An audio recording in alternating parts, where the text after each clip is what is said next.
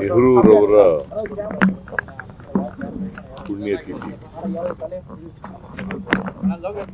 ಅದನ್ನ ಬಹಳ ಗೌರವದಿಂದ ಅಭಿಮಾನದಿಂದ ನೆರವೇರಿಸ್ತಾ ಇದ್ದೀವಿ.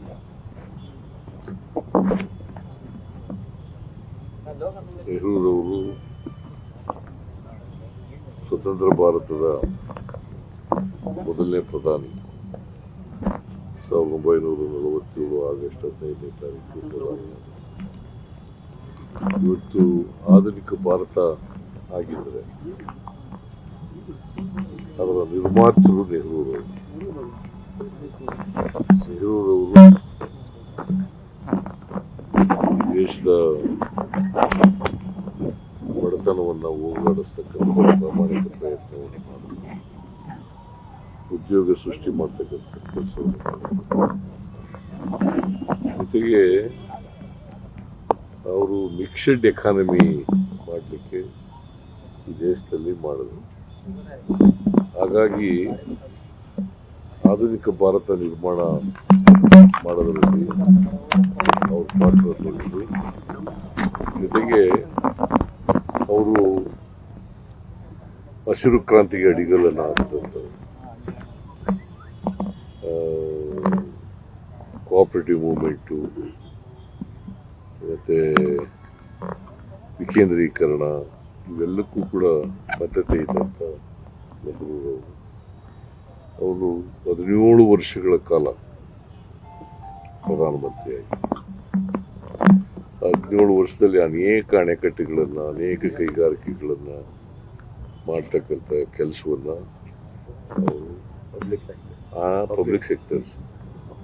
ಪಬ್ಲಿಕ್ ಸೆಕ್ಟರ್ನಲ್ಲಿ ಅನೇಕ ಕೈಗಾರಿಕೆಗಳನ್ನು ಮಾಡಿದ್ರು, ಅನೇಕ ಅಣೆಕಟ್ಟುಗಳನ್ನು ಕಟ್ಟಿದ್ರು. ಸೊ ಹಾಗಾಗಿ ಇವತ್ತು ದೇಶ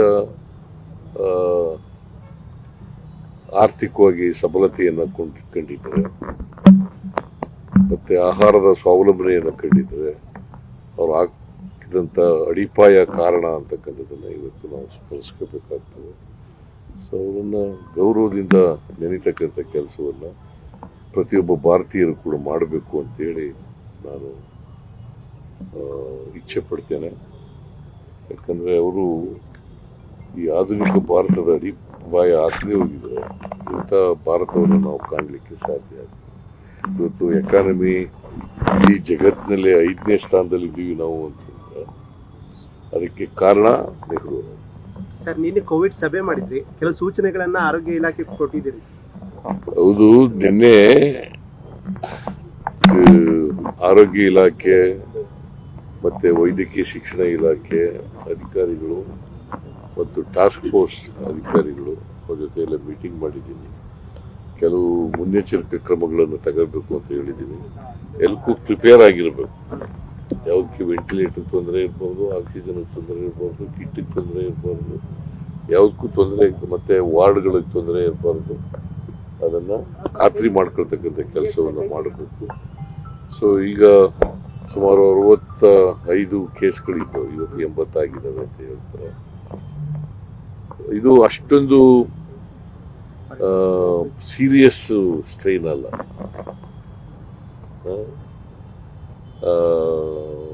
ಬಟ್ ಆದರೂ ಮುನ್ನೆಚ್ಚರಿಕೆಯಿಂದ ಇರಬೇಕಾಗ್ತದೆ.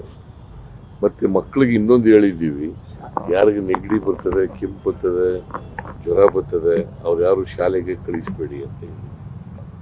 ಮತ್ತೆ ವಯಸ್ಸಾದವರು ಇದ್ದಾರಲ್ಲ, ಮಲ್ಟಿ ಆರ್ಗನ್ ಫೇಲರ್ ಆಗಿರೋರು, ವಯಸ್ಸಾಗಿರೋರು, ಬೇರೆ ಬೇರೆ ಕಾಯಿಲೆಗಳನ್ನು ಕಾಯಿಲೆಗಳ ತುತ್ತಾಗಿರ್ತಕ್ಕಂಥವ್ರು ಅವರು ಮಾಸ್ಕ್ ಅನ್ನು ಧರಿಸ್ತಕ್ಕಂಥದ್ದು ಅತ್ಯಂತ ಅಗತ್ಯ.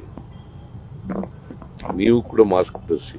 ಸರ್, ಮಾಸ್ಕ್ ಕಡ್ಡಾಯ ಮಾಡುವಂತದ್ದು ವ್ಯಾಕ್ಸಿನ್ ಹತ್ತಿರದಲ್ಲಿ ಚರ್ಚೆ ಆಗಿಲ್ವಾ ಸರ್? ನಾನು ವ್ಯಾಕ್ಸಿನ್ ಎಲ್ಲ ರೆಡಿ ಮಾಡ್ಕೊಳ್ಳಿ, ವ್ಯಾಕ್ಸಿನ್ ಸಿಕ್ಕಿದ್ರೆ ತೆಗೆದಿಟ್ಕೊಳ್ಳಿ ಅಂತ ಹೇಳಿದ್ದೀನಿ. ನಾನು ಮಾಸ್ಕು ಕಡ್ಡಾಯ ಮಾಡಿ ಅಂತ ಹೇಳಿಲ್ಲ. ಯಾರಿಗೆ ವಯಸ್ಸಾಗಿರೋರಿದ್ದಾರೆ, ಯಾರು ಕಾಯಿಲೆಗಳಿಂದ ನರಳ್ತಾ ಇದ್ದಾರೆ, ಯಾರು ಕಿಡ್ನಿ ಡಿಸೀಸ್ಗಳು ಇಂದ ನರಳ್ತಾ ಇದ್ದಾರೆ, ಹಾರ್ಟ್ ಡಿಸೀಸ್ಗಳಿಂದ ನರಳ್ತಾ ಇದ್ದಾರೆ ಅಂತವರೆಲ್ಲ ಹಾಕಳಿ. ಸರ್, ವಿದೇಶ ಪ್ರಯಾಣದಿಂದ ಮಾಡಿದವರು ಅವರು ಸ್ವಲ್ಪ ನಿಗಾ ಇಡಬೇಕು ಅಂತ. ವಿದೇಶ ಪ್ರಯಾಣ ಏರ್ಪೋರ್ಟ್ ನಲ್ಲಿ ಏನಾದ್ರು ಟೆಸ್ಟಿಂಗ್ ಇನ್ನೂ ಮಾಡಿಲ್ಲ, ಕೇಂದ್ರ ಸರ್ಕಾರದಿಂದ ಏನು ಬಂದಿಲ್ಲ ನಮ್ಗೆ ಇವತ್ತಿನವರೆಗೆ. ಬಟ್ ಎಚ್ಚರಿಕೆಯಿಂದ ಇರಬೇಕು ಅಂತ ಹೇಳಿ. Chandrababu Naidu Hyderabad production unit to Andhra Pradesh. ಕನ್ನಡದಲ್ಲೇ ಹೇಳಿ ಸರ್. ನೋಡಿ.